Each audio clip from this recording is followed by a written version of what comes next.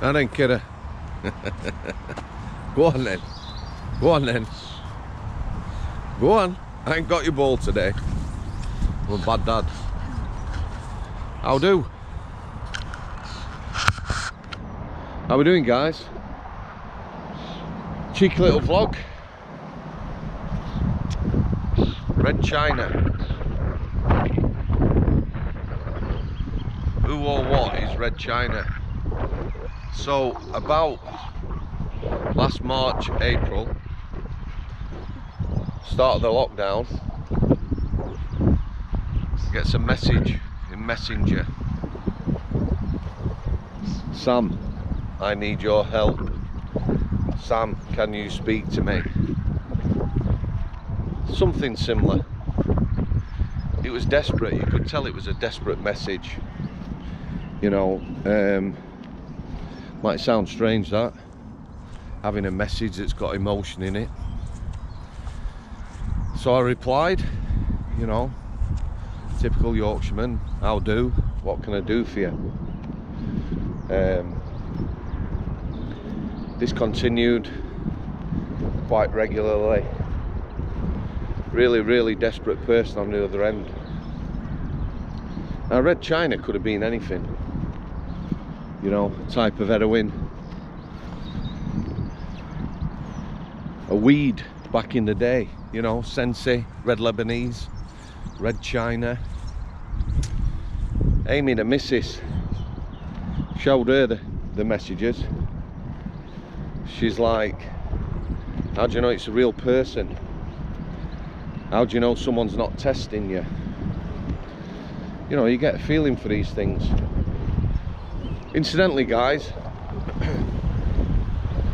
you know, nowadays a lot of people have trust issues. I'm an open book, me, social media. I'll ask them pick my phone up.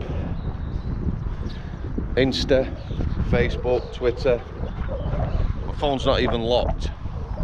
Go straight on, look at any messages to anyone, emails the lot, nothing to hide. You know, sometimes we make people worry and not trust us. Quick look, guys, beautiful today.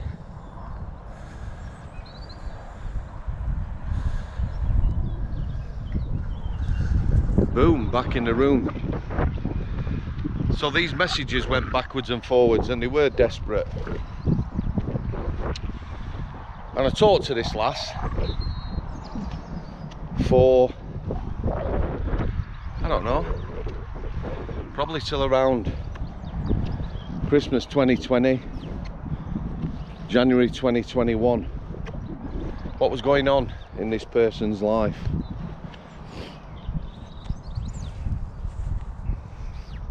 Some abuse. This lass had kids. She had a partner who was very controlling. I know all this from the messages. His father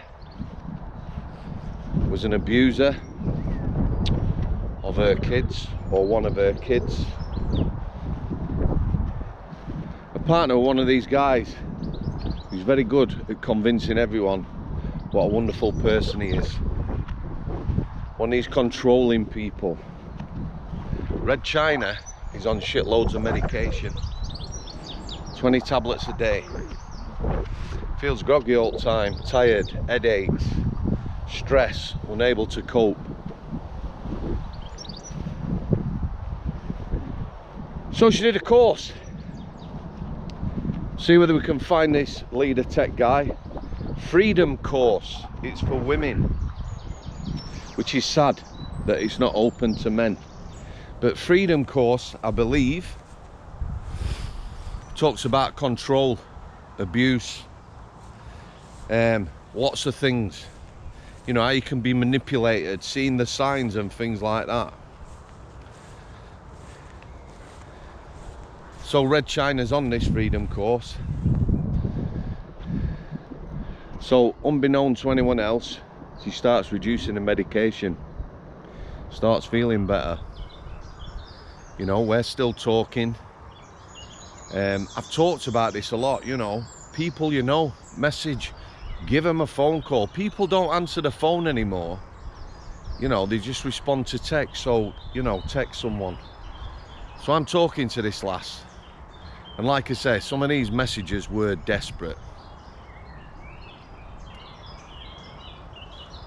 I didn't think too much about my answers. She's telling me a problem. You know, she might say, what do you think? I say, you need to get out. I can't get out, I've got nowhere to go. My family don't believe me, this sort of thing. But I just, you know, I'm saying it as I see it. She got on to me, saw me on Sean Atwood's podcast, talking about something, and I said, you know, a few people had reached out, and I was happy to talk to anyone, which is why she contacted me. Lots of other things going on in life. You know, one of the questions I ask a lot of people,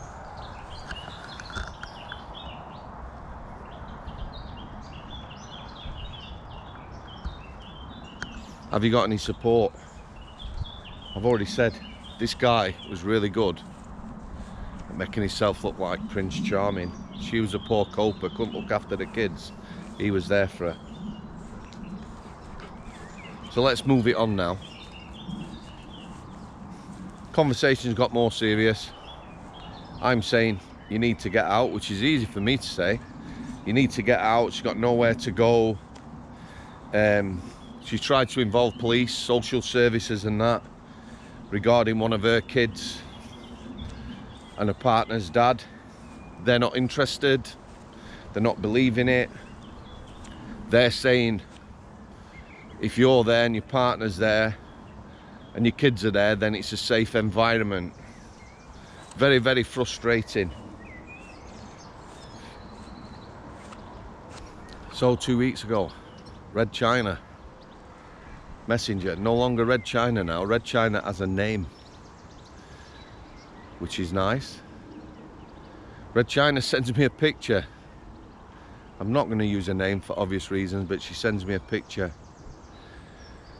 She says, this is where I am now. I thought she was in prison. There's a big wall with razor wire. She's in a refuge with her kids. She's got out. She sofa surfed for 3 months, stopping anywhere, friends, you know, mums, sisters, whatever. She made that move, said, look, you need to support me, I'm in a bad place. She got out, she's now in a refuge. When she sent a picture, and she's now moved on from there. You know, she wanted to get away, very difficult. Journey's just beginning, you know. She's probably made the hardest move. She's got away from her partner, she's got her kids with her. She's getting some support from people, organisations and the like, which is really nice to hear. And like I say, it's really nice to have a real name.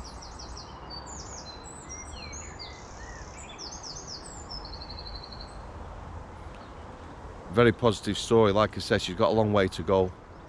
We still message each other maybe 2 or 3 times a week. I will continue to do that as long as she wants to speak to me. That's what it's about, guys, just helping people. Yeah, I'm gonna leave it at that. I told you we've got some really lovely people who are willing to speak about mental health, medication and the like. So me and Leader Tech Guy, we've had a chat. We're going to have Mental Health Mondays. So on Mondays, I will be doing vlogs or short interviews, maybe 30 minutes in duration. You know, we want people to watch them. We don't want them too long. I know people are limited for time. And, you know, one might be about antipsychotic medication. One might be about being section. One might be about SSRIs. You know, modern antidepressants that half the country's on and has been on for years and years. And we'll talk about other issues around them, side effects and things like that. So Mental Health Mondays. Okay guys, thanks for that. Parting shot as always. Main man. Steve, smile for the camera. Mr. Waggy Tail. Thanks for coming, guys. Al City.